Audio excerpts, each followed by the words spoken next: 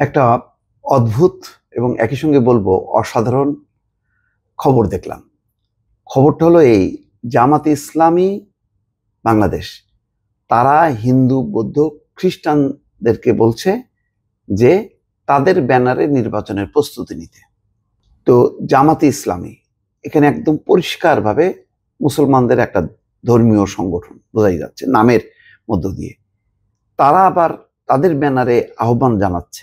এটা ভালো যে এটা একটা উদারতা, যে অন্য ধর্মেরকেও আহ্বান জানাচ্ছে। কিন্তু অন্য ধর্মরা যে আসবে, ধরেন তারা নির্বাচন করলে তারা এমপি হবে এবং সেই দলের নেতা হবে।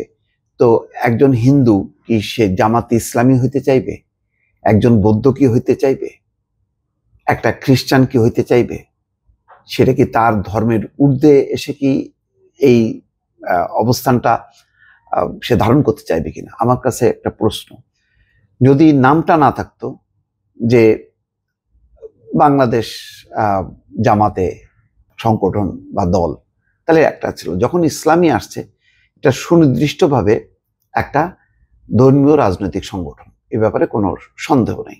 তো সেই কারণে আমি বললাম যে এটা একদিক দিয়ে চিন্তা করলে যে এইরকম দলের পক্ষ থেকে সংখ্যালঘুদেরকে আমন্ত্রণ জানানো, সেটা একটা বড় উদারতা। আবার অন্যদিক থেকে এটা এক ধরনের অদ্ভুত যে সেই জামাতে ইসলামী আবার বলতেছে যে আপনারা নির্বাচনের প্রস্তুতি নিন জামাতে ইসলামীর ব্যানারে। জামাতে ইসলামীর ব্যানারে নির্বাচনের প্রস্তুতি নিয়ে কি বলবে একজন হিন্দু ভদ্রলোক বা প্রার্থী? সে কি বলবে? জামাতে ইসলামীতে আসুন। তো ইসলামী মানে তো এক ধরনের ইসলামী দাওয়াত দেওয়া। তো একজন হিন্দু কেন ইসলামের দাওয়াত দেবে? বৌদ্ধ কেন দেবে? বা খ্রিস্টানও দেবে? প্রত্যেকেরই তো নিজ নিজ মানে ধর্ম আছে। এমনকি সম্প্রতি সম্ভবত এদের একটা রাজনৈতিক দল, হিন্দু পরিষদ নাকি নামে যেন একটা রাজনৈতিক দলও হয়েছে। তো তাদের দল, তাদের ধর্ম ছেড়ে তারা জামাত ইসলামের ব্যানারে কিভাবে নির্বাচনী প্রস্তুতি নেবে আমি মানে ক্লিয়ার না। এটা বুঝতে এত সময় লাগবে, বা অন্য বিশ্লেষক যারা আছেন তাদের একটু বিশ্লেষণের প্রয়োজন। শফিকুর রহমান বলছেন, জামাতের আমির, আপনারা প্রস্তুতি গ্রহণ করুন। নতুন বাংলাদেশ বিনির্মাণে জামাতে ইসলামের ব্যানারে নির্বাচনে অংশ নেবেন।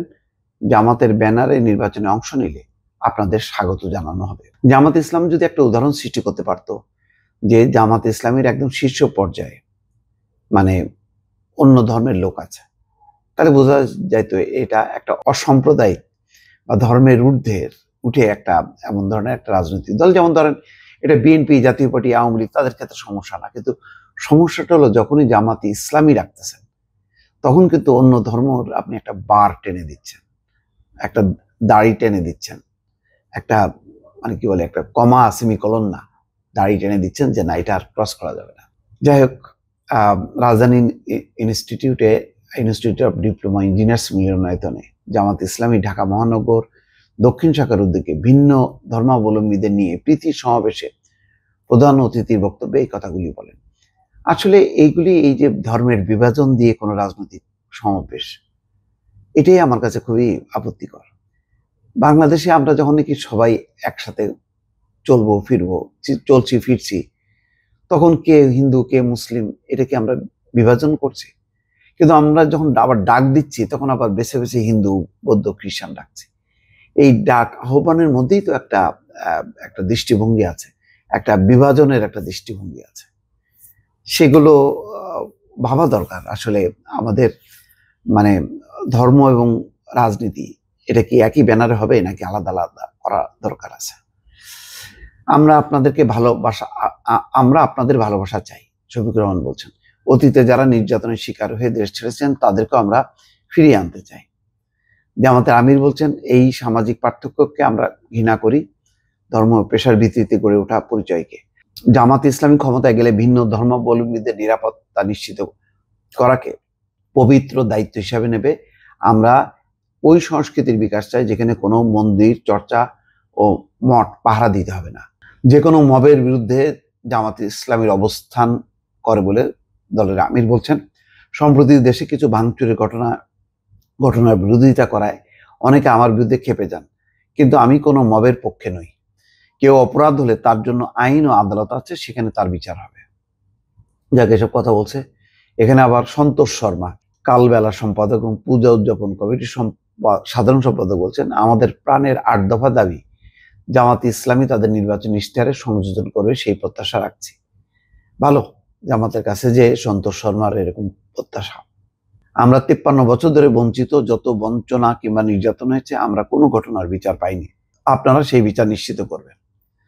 আবার সন্তোষ শর্মাকে ছাড়াই যে আর এক ধাপ উপরে গেছেন গোবিন্দ চন্দ্র প্রামাণিক, হিন্দু মহাজোটের মহাসচিব। তিনি বলছেন, 1971 সালে আমরা হিন্দুদের উপর সংঘটিত সকল নির্যাতন ভুলে যেতে চেয়েছিলাম, কিন্তু সেটা হয়নি। বাংলাদেশে হিন্দুরা ধর্মের দিক দিয়ে হলেও সংখ্যায় কম, ফলে আমরা সংখ্যায় থাকি। আর একটা গুরুত্বপূর্ণ কথা বলছে, দেখেন, সংখ্যানুপাতিক হারে নির্বাচনের দাবি জানিয়ে গোবিন্দ চন্দ্র প্রামাণিক বলেন, আওয়ামী লীগের কাছে সেই 1954 সাল থেকে জিম্মি হয়েছিলাম, এবার আমরা সেই জিম্মি দশা থেকে মুক্তি পেয়েছি। বাপরে, 54 সাল থেকে জিম্মি হয়ে আছে, আওয়ামী লীগের কাছে জিম্মি হয়ে আছে 54 সাল থেকে, এবার আমরা সেই জিম্মি দশা থেকে মুক্তি পেয়েছি। তাই সংসদে আমরা নিজেদের কথা বলতে চাই। এইভাবে ধর্মীয় বিভাজন টেনে সবাই যদি এক বাংলাদেশি, যেটা ডক্টর মোহাম্মদ ইউনূস বলেন যে সবাই বাংলাদেশি আমরা, এই ধারণাটা যদি প্রতিষ্ঠিত করা না যায় বিপদ হবে। ভালো থাকবেন, আল্লাহ হাফেজ।